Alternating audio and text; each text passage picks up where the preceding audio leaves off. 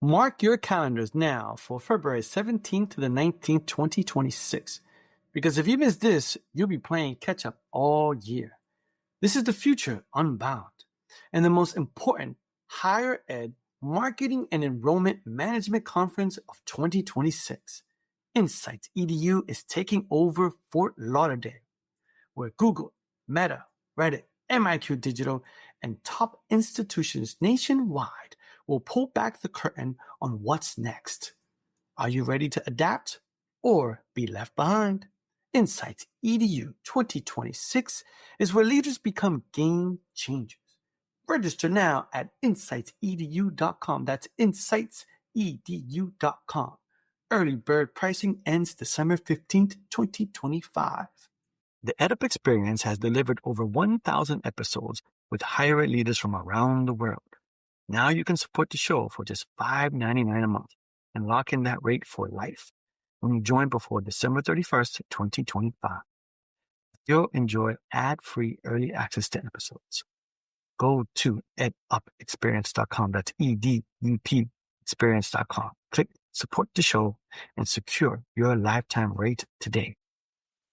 Welcome back, everybody. It's your time to EdUp on the EdUp Experience podcast, where we make education your business. This is Elvin Freitas, co-founder of the EdUp Experience, and today I have a fantastic episode. And with me, along for the ride, is Brent Ramden, CEO at Education Dynamics. Brent, how you doing today? I am doing well. Yeah, I'm excited about the conversation we're about to have, and I think it's going to be enlightening to all of us. But I'm going to try to not reveal the name of our speaker before you share it. I did that a couple podcasts ago, so Alvin, I'll throw it back to you. You learn quickly. I love it. I like to get right into it. Okay, so today's guest is Dr. Kelly Demphis, and he's the president at Texas State University. Kelly, how you doing today? Hi, Elvin. Hi, Brent. Good to see you guys. I'm doing great. It's Monday morning. We just won a big football game down in San Antonio last couple days ago. And so the grass is always greener. The sky is bluer. The temperature's cooler. Everything's better after you win. Oh, I love it. You're a poet and you know it. That's fantastic. So let's get right into it, Kelly. So tell us all about what you do and how do you do it? So I have the pleasure of being the president here at Texas State University. I'm the 10th president, which is unusual for a school that's this old. We're in our 126th year, but we've had presidents serving 30 years here. My predecessor served here for over 20 years. And so I have the pleasure of following up on her and all the great things that previous presidents have done to build this great institution. This is my second presidency. I was a chancellor at Arkansas State University before that, which is a much smaller school. And then, I was a faculty member before that, University of Oklahoma, Sam Houston State, University of Alabama, Birmingham. And so been around a little bit in the South, but I'm pleased to be here. This is my last job ever. And so I'm excited about that. Now, I'm not talking about retiring or anything yet, but when that happens, it's going to be from this office.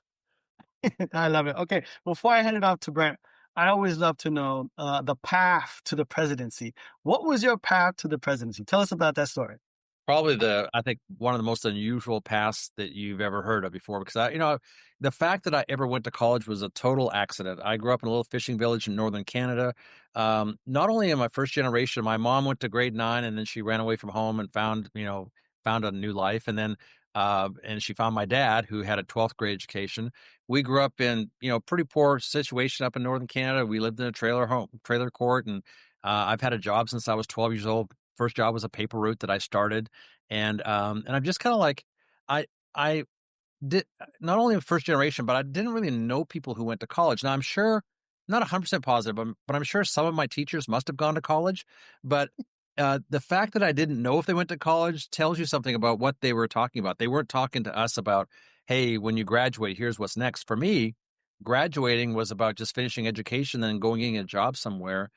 February of my senior year, my dad got a job in southern Alberta. I moved down to this new town. And suddenly in my new school, like everyone, it seems, is talking about going to college. I literally thought that was something Americans did. I didn't know that Canadians went to college. Like I knew there were universities, but I didn't know how you went to them. It was such a literally foreign concept to me. I ended up very late in my senior year. In fact, I think maybe after I graduated, I applied to go to a community college called Lethbridge Community College because they had a law enforcement program and I wanted to be a police officer. I was only 17 when I went to college. I turned 19 and graduated. I was too young to be a police officer, so I worked in prison. I was a prison guard for 3 years. And while I was in prison, by the way, I was the worst prison guard ever. So bad. One of my evaluations said, Damphus, having you come to work is like having two good men out sick. And so that's not a compliment. Brent, you can use that someday if you want it. I will. I will. But I didn't want to be a prison guard, which is why I was such a bad prison guard. And one of my former instructors at that community college saw me one day and said, "Hey, I've got a plan for you. You should go back to school and get a 4-year degree." He talked me into selling everything I had. I bought a motorcycle, and I moved from Canada down to Huntsville, Texas, to Sam Houston State University. Got a degree in criminal justice, and the plan was to go back. But I met a girl who didn't want to marry a cop or a Canadian or leave Texas, and so she convinced me to stay. I ended up going to graduate school at A&M. I only went to A&M because that's where her dad worked, and I didn't know you could apply to other schools. And I, at community college, I was not a great student, but when I went back to school, I think many transfer students kind of have this experience. Like, you're a little bit older then, and my grades were better, and so I got into A&M, and my whole plan was to like kind of ride out the clock until I could convince my wife that living in Canada was actually a good idea and being married to a police officer would be awesome. But next thing I know, I got a PhD and I got to get a job. So I get a green card. I get a job at University of Alabama at Birmingham. I'm there for a year, but then my wife says, "Hey, we got to move back to Texas." So I go back to Sam Houston State for a couple years. And then her family farm was in Oklahoma, and we were going up to the farm all the time, running cattle or working harvest. And so she said, "Hey, can you get a job at Oklahoma State," which is where their family all went. I said, "OSU's not hiring, but OU is hiring." So I end up getting to OU, and I'm just a faculty member there, just trying to scratch out a living here. I had no dreams about being in administration. But one of my associate deans called me on a Friday afternoon and said, "Hey, I'm going to step down and doing a sabbatical. You should apply to be the acting associate dean for a year while I'm gone." And I said, "Pamela, I don't even know what you do." And she said, "Well, I think you'd be really good at it." And so I applied. For some reason, the dean hired me. And then possession is 9/10 of the law. After about a week, I just moved all her stuff in the corner and I kind of like set up shop there. I thought they're going to have to drag me out of here. And I just fell in love with what the job of an associate dean was, which is really empowering students and faculty and staff to get where they want to get. And I thought I was going to retire as an associate dean. I loved being involved. I did that for 9 years. My my boss, the dean of the college, stepped down, and the president hired me after a search, and I got to do that for 4 years. So I was the dean of the largest college at OU, largest and oldest original college at OU, College of Arts and Sciences. And then, I started getting, as people do in my position, headhunters for searches would contact me. I never imagined I would ever leave OU. I was going to, retire from there and just kind of do my thing because I loved being the dean. But I had a very persistent guy who kept calling me about a position at Arkansas State University as the chancellor. In Arkansas, it's a president of the system and chancellor of the campus. So kind of different titles that we have here in Texas. And he just wouldn't let go. Like, he kept calling me and said, "No, you got to apply for this job. You got to apply." I eventually applied for it. I got the job. I didn't know what I was doing. The people in Arkansas were so gracious to help me kind of learn how to be the chancellor of that campus. And then I was going to retire today. Actually, today was going to be my retirement day because I had worked out a deal where Arkansas State would play the University of Arkansas in football, and we were going to win the game. And I was going to get carried off the field on Saturday, and then come back and retire on Monday, and that was going to be it. But then my wife, as she has done in the past, said, "We got to get back to Texas." My mom and so on, and family. And so this job opened up at Texas State. I couldn't believe that they were interested in me. Like, I wouldn't hire me, but they wanted me to apply. I interviewed, things I guess went well.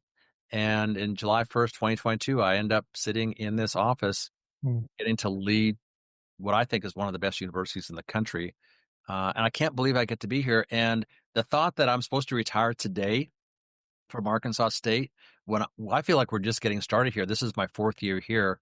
Got so many great things going on here. I can't wait for tomorrow to get here and the next day, because all these plans we put in place are now starting to come to fruition, and it's been a lot of fun. So that's a short version of the long story. So Kelly, that's amazing. I absolutely love the passion that you have for this journey that you're on, and I think you've delivered a lot of impact along the way. I especially appreciate you sharing your background, because I think that's indicative of many folks now that look at higher education.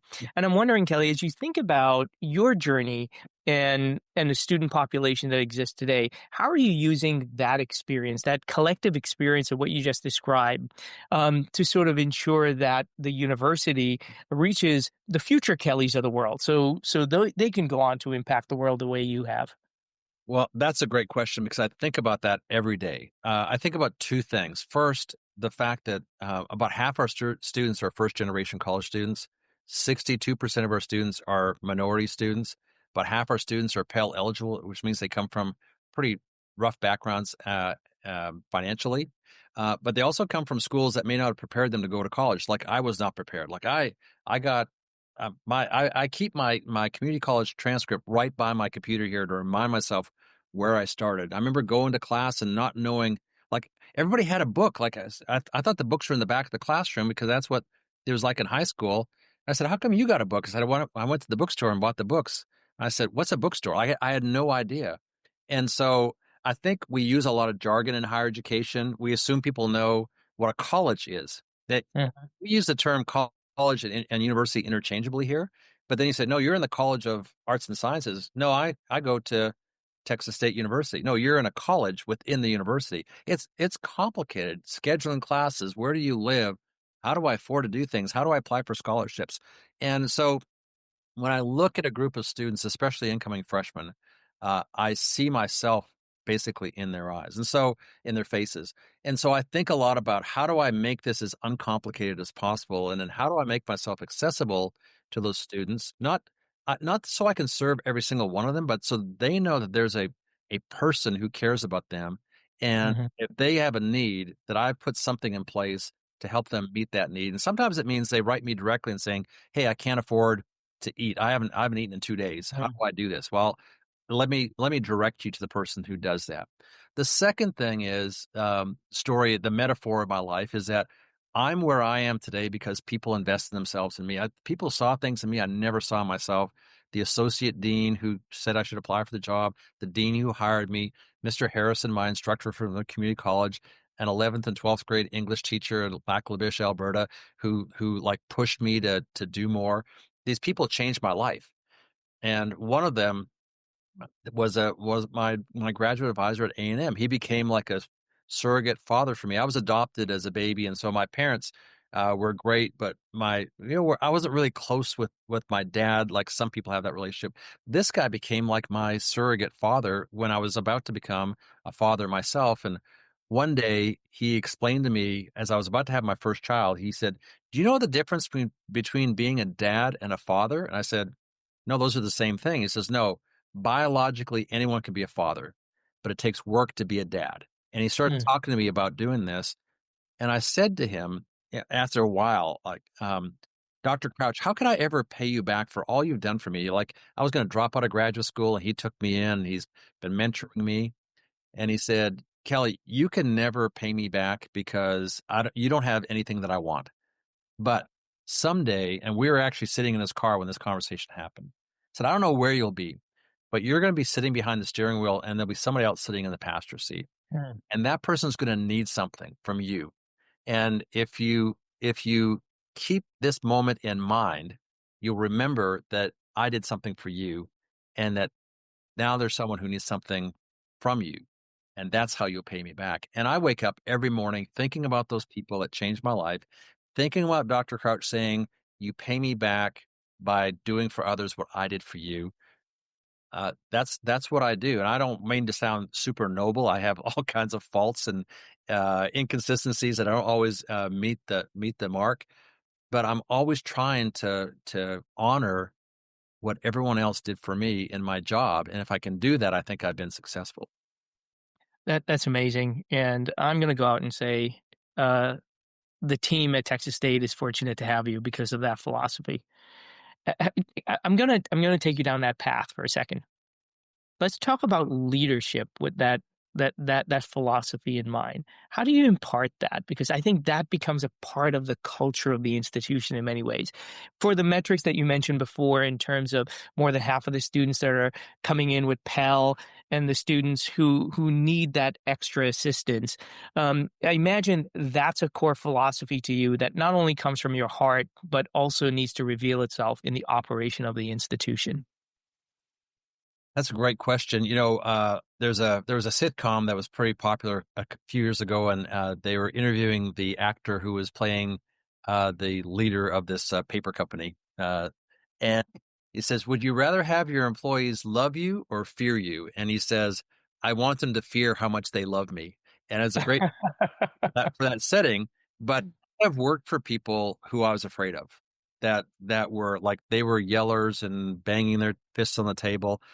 And even as a teacher, one of my favorite professors in grad school was very stern, and he was like drove us really hard, and I loved being driven like that. But then I realized I actually tried to teach like him, and it didn't come across as authentic because it wasn't Mm, who I was, and it came across as kind of mean and cynical, and I wasn't nearly as smart as he was, and so I figured out that I need to be true to myself as a mm, professor, and then when I became a leader, I had to be true to myself as well. And then what that means is the folks that I serve alongside in my cabinet have to understand what motivates me, just like I have to know what motivates them. And if for me, it has always been about how do we create an atmosphere on this campus where students want to come, because there's so many students right now who are thinking getting a college degree, they hear about student loan debt and nobody needs mhm, they're being told you don't need a college degree and so on. Well, frankly, not everyone does need a college degree, but the people who are saying you don't need a degree are sending their kids to college, and yep, and so on. So I've been super motivated my entire career in leadership in higher ed to tear down the wall between or make it as easy as possible to get in for those who are qualified, for those who are mhm, motivated to get to college. And then once they get there, to be successful, having the largest freshman class every year, we have 9,300 freshmen this year. It's a record freshman class, the third year in a row. That's great for the headline, but what we're after is the record graduating class. And so mhm, when I started putting my cabinet together, my goal was always to ask, like, why do you want this job? And if people said, well, I'm, I want to be a college president someday, and that's my goal, and this is how I get there, boy, that didn't fly over very well for me, because for me, our job, my goal, no matter where I was to help kids decide that they can go to college, tear down the myths about you can't afford to go, you're not smart enough to go, it's not for you, you don't belong there. And then once students get there, to tear down the walls between admission to graduation. And then when you do that, you change their life. You mhm, change their children's lives. They're very likely to marry a college graduate as well. Maybe their siblings now want to get a college degree. Maybe now they can afford to buy, help their parents who mhm, sacrificed a lot to get them into college. And then you make Texas and America and the world better by by offering this college degree to kids who otherwise wouldn't have it. Because I don't want to be defined as a university as by who we don't admit. I want mhm. to be defined by who we graduate. And if people say, what's your points of pride? I say, our graduates are our points of pride. Look at what our people are doing out there and how their lives were changed by what we're doing here at Texas State. Yeah, tell you, absolutely love that philosophy. You know, you bring in the graduating class because that's how the transformation that happens in society happens through the process of education. I like to peel away at something that you mentioned a couple minutes ago in terms of the changing student demographic, whether that's in the makeup of the population, the age of the population, where they are, and maybe ask you, how has that changed at the university in the last few years? And you couple that in with a society that is more skeptical of higher education as well. I imagine it requires you as the president and the institution as a whole to identify potentially how to reach these populations and how to sort of convey the message and the promise of education in a different way. But I'd first love to pick your brain on just who are call it the sort of future students at Texas State. And what we've seen is now I believe we've entered the era of majority older students, as we see national demographic decline, and then the populations that come in that are a bit skeptical that you alluded to. So I'd love to get your thoughts there, and maybe what the university is doing to reach those students and reach them differently. If you think you can coast into 2026, think again.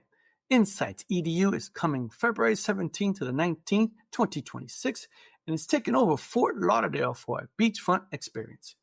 It's the event that will flip your marketing and enrollment strategy on its head. 3 days, over 65 expert speakers, and over 40 sessions. Zero fluff. Just powerhouse strategies from the most anticipated platforms like Google, Reddit, Meta, MIQ Digital, and the most forward-thinking schools in the nation. You'll get the real wins, the bold ideas, and the hands-on tactics to grow programs, drive engagement, and create the student experience today's modern learner demands. The question is, are you ready to lead, or will you get left behind? Mark your calendar, bring your team, and secure your spot at insightsedu.com. That's insightsedu.com. Early bird pricing ends December 15, 2025. See you in Fort Lauderdale. Support the EdUp experience for just $5.99 a month and lock in that rate for life. You'll get ad-free early access to episodes.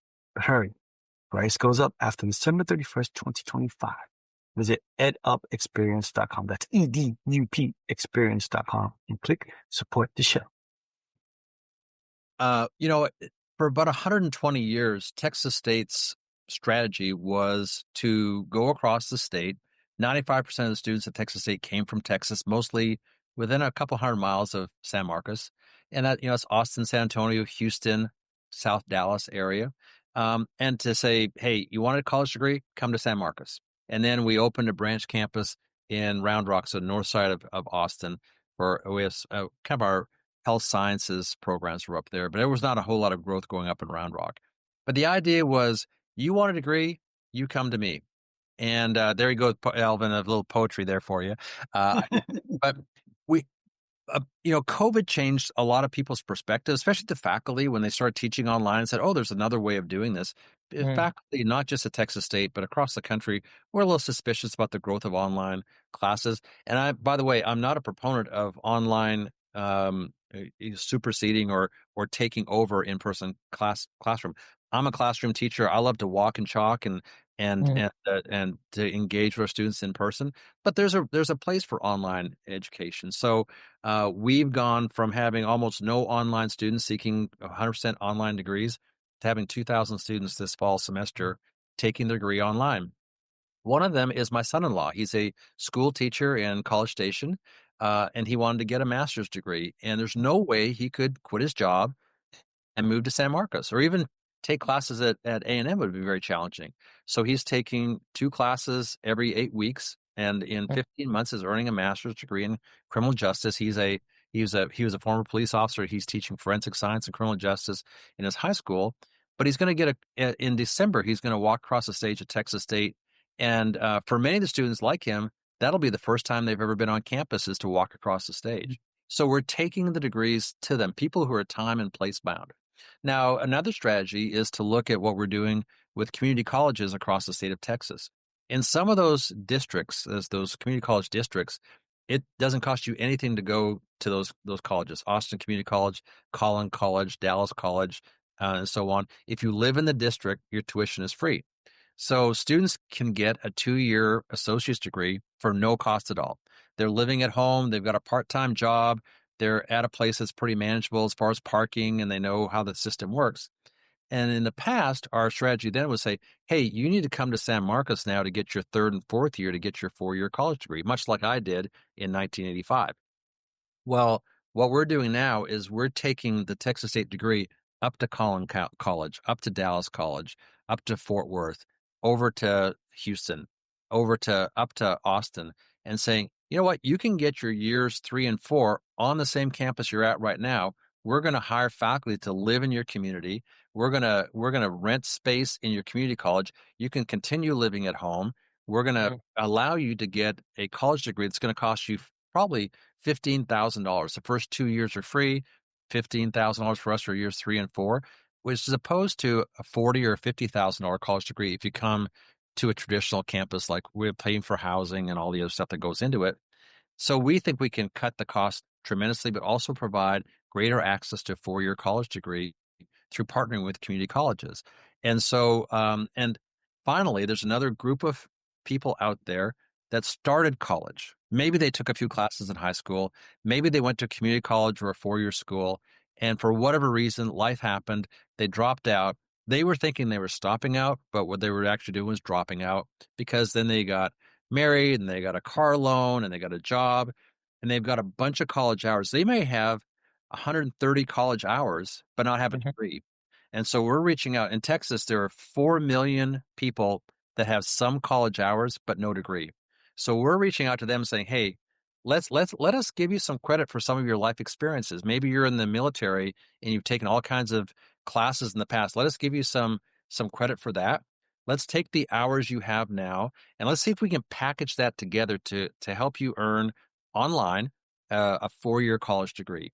Or, you know, that's the biggest target for those folks, either a certificate or a 4-year college degree, because for better or for worse, most people who are making hiring decisions for management are wanting to have a 4-year college degree, and having some college hours just isn't enough anymore. And so we're reaching out to that group of people as well. That is driving up the average age of our students now. It used to be we were like 18 to 22. Our online program is the average age is like 34 years old. And so you got people who are like mid-career who need either to finish their undergraduate degree or add a master's degree, and there's no way they can do it without that online option. So I think what we're trying to do is meet students where they are to give them the thing they need. They may not know they need it. They may not know how to get it, but there's few things more valuable in the world than a 4-year college degree. It's the best investment you'll ever make. You know, you buy a car, people don't think twice about spending $60,000 on a car that the minute you drive it off the lot is worth $35,000. Every penny you spend on a 4-year college degree, if you get that degree, multiplies in value over time. It only accelerates the value over time. And so, but you have to finish the degree. 119 credit hours it's almost wasted money. But that 120th credit hour that now equates to a 4-year college degree can change your world forever.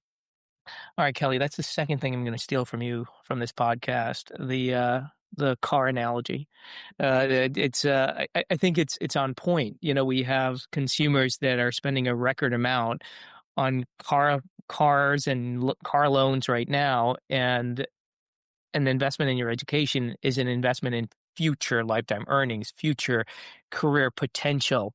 It's also interesting to hear you talk about the average age at Texas State, in terms of, you know, how you approach it, but also how you segment those students into different buckets. And clearly, I think, you know, in our world, we did a recent white paper, and it's called "The Elements of the Modern Learner," because we believe we've sort of crossed over into this new age where, you know, the concerns of the adult learner and the concerns of the traditional learner are kind of converging for the first time. And I believe cost has always been there, but the two that you just hinted on, I think, are so critical. Convenience, and I love what you're doing in terms of Texas State setting up satellite locations and going exactly where they are, whether it's online, whether it's on ground, but essentially making it so that the dots can connect for that individual to get a credential. And then the second one, career. In terms of career outcomes, many times we think about education as a process. We don't really think of it as an accomplishment that really levels you up into that lifetime earnings and really all the career pathways that are available on that front.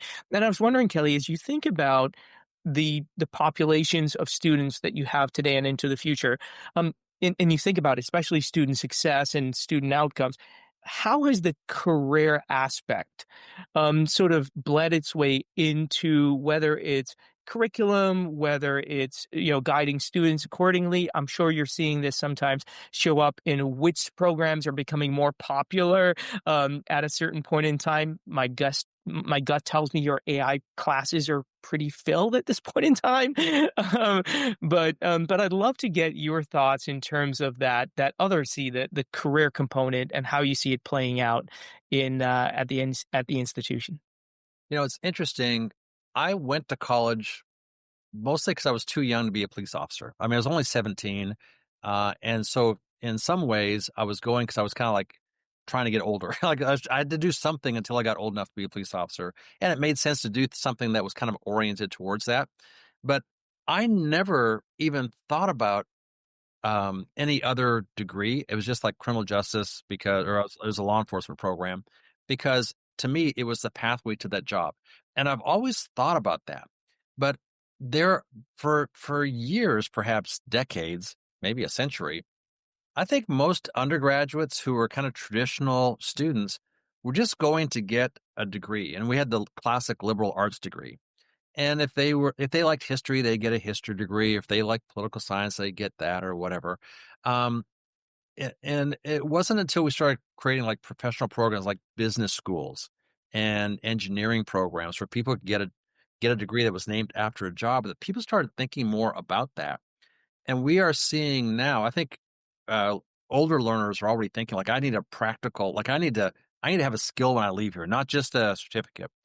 And I think undergraduates who are coming in now, 18, 17, 18, 19 years old, and their parents who are coming with them are saying, I want a degree that's named after a job that when Hmm. I leave here, they don't move back in with me. And when I leave here, I'm going to be able to have a spouse and raise a family and not, be able to pay off my debt if I have any debt and to Hmm. have a life. And so I think people have oriented themselves and maybe it's an overcorrection too, where they're only looking at jobs or at degree and majors that are named after jobs. Part of our job is to make sure they value the other stuff that we have always valued, the kind of holistic approach to learning about the world around us, not just being a tech school where Hmm. you only take accounting classes while you're here because you want to be an accountant. You should probably take a Western Civ class. You can learn about the history of the world and maybe you should take a government class so you understand how the political system works here. And maybe a sociology class, you can learn about how people's engaged and how you're influencing people and you're being influenced by people as well. And so I think we have to, and part of my goal is always when I'm talking to students about this, we have to explain why the general education curriculum and Hmm. liberal arts. Being an old arts and sciences dean, I've been defending the liberal arts for a long time. And I say liberal arts, little l liberal, right? But there's a value to those skills that will make your life richer. Maybe not your pocketbook richer, but will make your life richer when you understand more than just the technical thing that you're going to learn for your job. And by the way, most people are doing jobs in the world that aren't named after their degree. And most people are doing jobs they didn't know existed when they were in college. And many people 10 years from now will be doing jobs that don't exist today. So what we're trying to do is not teach you about the technical aspect of a specific job, but to teach you how to learn so that when your world changes, when you're 30 years old and there's a huge change like AI is changing the world right now or technology or the internet and so on, that you're able to adapt. We want to create adaptable learners, lifelong learners who are not doing in 2030 something they were taught in 2025, but they've got the ability to adapt to whatever that new reality is. You think about the change when my dad started his job, he was like a bookkeeper for small towns in northern Canada. His job didn't change his entire career. It was always the same. Hmm. But at one point, he hired an assistant town manager who brought a computer to the office, and they were doing the city budget. And this young man who had a college degree. Remember, my dad only had grade 12. He had taken one accounting class, a night class in accounting, and became a bookkeeper for these small towns. This college guy who's working for him now has Lotus 123 on his computer. Now, Lotus 123 is like a predecessor of Excel spreadsheets. And he said, "Let me just put the budget on the computer." And my dad came home at lunchtime and told my mom, "I got to retire." because my dad couldn't adjust to that. He couldn't comprehend the world. Now the guy who he was talking to replaced him as the town manager, but I'm sure in his lifetime he had to change 20 times. My dad Mm-hmm. changed once and it caused him to retire. This guy had to change a lot. And the guy that replaced Lane, the guy that replaced my dad, will have to change probably 3 times a year because things are happening so quickly. So we need to make sure our students understand the value of the liberal arts, the broad general education, in addition to the technical skills, because the technical skills will change so quickly if all you depend on is learning this one thing. If all you know is how to make a widget, when widgets aren't valuable anymore, then you're in trouble. Yeah, Kelly, We've recently chatted with a number of liberal arts college presidents, and I feel like we're on the cusp of, call it, the Renaissance age, where the technical skills can be executed in some cases by tools or AI or you name it, or the robots that will come in the future. And it's the really human, the formation of human thought. In fact, recently I was listening to a podcast and it talked about the fact that how can you actually prove knowledge anymore in a written form in a world of AI? And we may actually go back to the Roman age where you prove you prove your knowledge through, verbally, doing that. By the way, we do that today when you have to defend your dissertation, right? And so I think what you just said is right on, and we can probably do a whole separate podcast for why the liberal arts really represents the future of creating the learner who will consistently evolve and learn and really have that malleable mind into the future. So thrilled to hear you talk about that. I'm going to throw it back to Elvin, but before I do that, I do have one more big question. In light of what we just talked about, in terms of the changing nature of society and your students themselves changing around and all that good stuff, what do you think an institution like Texas State will continue to do into the future that impacts the state of Texas and maybe even beyond? Because I do believe you got a large alumni community that has gone on to impact the world all over. And how do you protect that within the core of what you become next year or even 10 years from now? It's interesting. We started as a normal institute. So our mission was to teach teachers, to train teachers for the young people in Central Texas. Back then it was called Southwest Texas. And so we were Southwest Texas Teachers College. And then eventually we became a university and so on. So our mission has always been about serving Texas, about creating people who are capable to do things in Texas. Now our mission is slightly changing in that because we're attracting more people from outside of the state. It's interesting. We could do another 3 hours here about the impact of athletics on higher education. So our football team has traditionally not been very good. At least we won a national championship in 1981 and 82 at small school division. But when we moved up to Division One and FBS level, we have not done very well. And because of that, our reputation, for like it or not, your reputation is sometimes is created by the aura around your football program. And because our football program wasn't doing well, we struggled with people just knowing who we were. We went through a name change from being Southwest Texas State University to Texas State University. And so we just weren't well known. And I know this, it's sad. We could have a Nobel Prize winning faculty member here, and it probably wouldn't change our national reputation. But go to a bowl game. We'd never been to a bowl game before 2 years ago. And then winning the bowl game and then being on ESPN a couple of times. And so our brand now is expanding. We just were invited to join the Pac-12 conference from the Sun Belt. The Sun Belt was a great conference, but the Pac-12 has a different legacy and aura around it, and the press around that, the number of media mentions about that, the brand recognition change over time has changed our application pool. So we were always getting. I mentioned, our capture was 200 miles around San Marcos. Now we're getting people from around the world to come here. Right. 2,000 international students this year. Where 3 years ago we had 500 students. So huge numbers. So we go from 500 students to over 2,000 students in 3 years. The number of domestic non-resident students applying and then actually attending here has doubled. And so we are now not just Texas's state university. We graduate more teachers than any other institution, more Texas teachers than any other institution in the world. As still part of our mission, but now our mission is changing, and we're also becoming a research university. The state of Texas, unlike a lot of states, is plowing a lot of money into universities because they want to have more high quality universities. We have the two kind of what's seen as the flagship, University of Texas and Texas A&M, but the rest of the universities had not been funded at the level they needed to be to rise above that. And so other states have passed Texas by as far as higher education until recently, when the state of Texas said, "Oh, we need to put more money into those institutions." And so we will be the 17th R1 institution in 2028. We've already met all the metrics, but we only got there because the state of Texas said, we need to invest in Texas State like we've invested in those other schools. And so we're in a state right now where the legislature, the people of Texas understand the value of having not just good teaching schools, but also great research universities, and we're the beneficiary of that as well. And so we're changing our profile, becoming a research university, but we don't want to lose the mission that we had here. Which is the mission is not just this.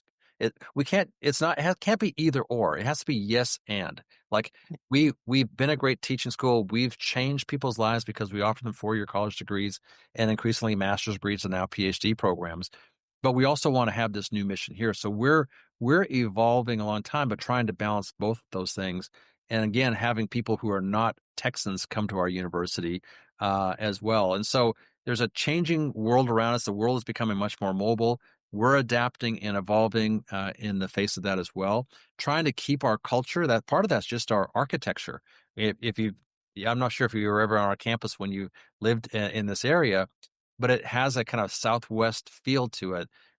These tan brick buildings with a red roof on it. You feel like you're in Spain or in Mexico because of our architecture. That defines space and place define character and culture, and we want to keep all that there. The fact that we have a great mariachi program, for example, as we won a national championship in mariachi program recently, it defines who we are, and we want to keep that. We don't want to lose that sense of who we are. So trying to balance all that has been kind of the biggest challenge as we grow tremendously. I think, around the 20th largest undergraduate school in the country, with about 39,000 undergrads and about 5,000 graduate students. Trying to keep that small school feel within a large school is also a challenge for us. So lots of change, lots of dynamics going on, but also you want to balance the dynamics with the statics. And that's the challenge of culture.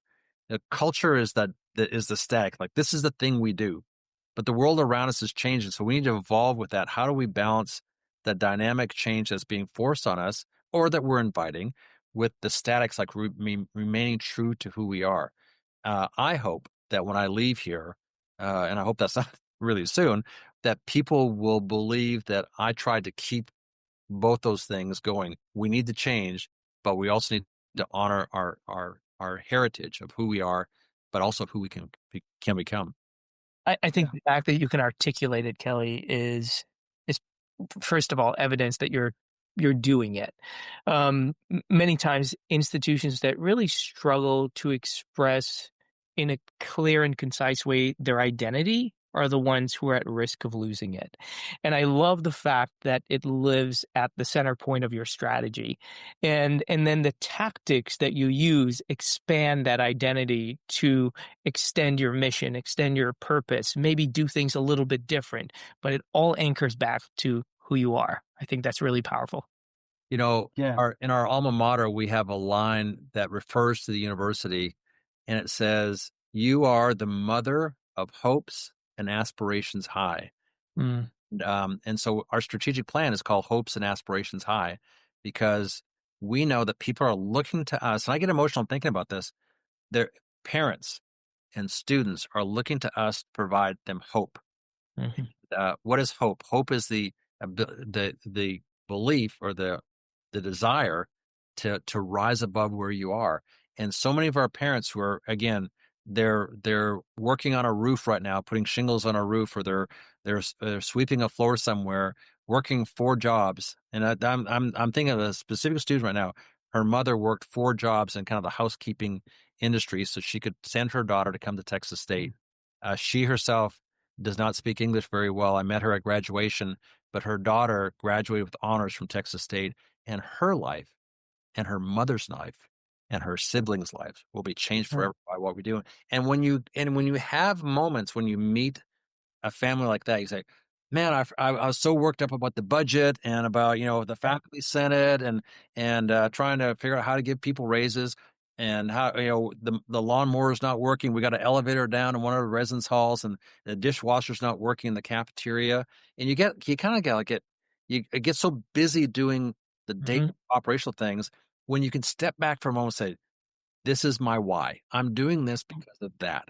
It makes all that stuff seem, well, you got to deal with it, but it actually puts in perspective. I got to have the dishwasher working so that kids can eat, and so that they can be nourished, so they can go to school, so they can get a degree, so they can help change the trajectory of their life. Yeah, I love that. It's all connected, right? So I have the easiest and last question for you, Kelly. So The easiest question, probably the hardest one though, to answer. what do you see as the future of higher education in 1 minute or less? Good luck.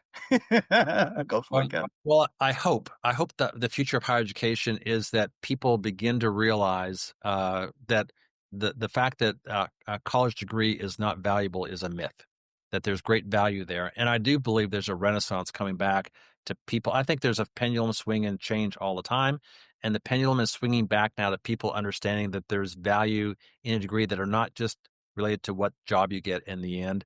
And I do believe that there are people who are saying now that you don't need it, that are probably coming back to the idea, well, maybe some college or the right kind of college degree is worth it. I do think there's growth potential. Texas is growing tremendously right now, but 1 in 4 eighth graders in Texas is getting a 4-year college degree. It used to be 1 in 5.